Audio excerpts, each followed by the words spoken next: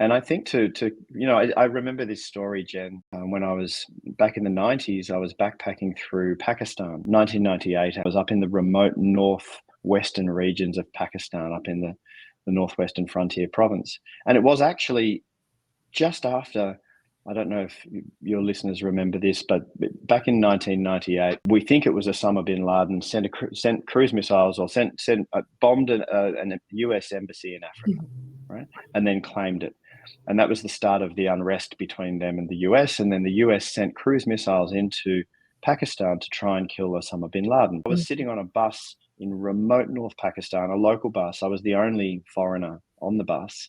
And I was sitting next to a young Pakistani university student.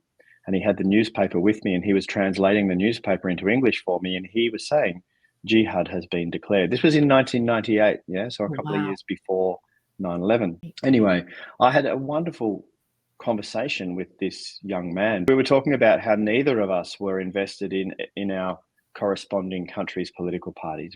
He didn't agree with, the extremist Islamic State.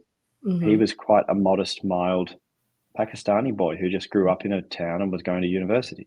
And I was apolitical. I was anti-establishment actually at the time. I was outside of the whole thing.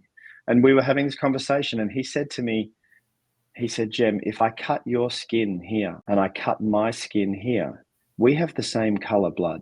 Mm-hmm.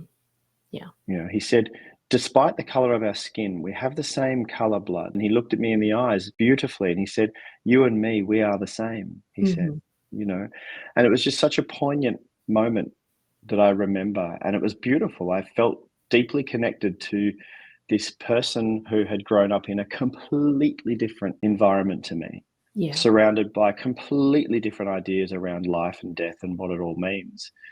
But we only had to peel back the layer that much to realize that we actually share a lot in common.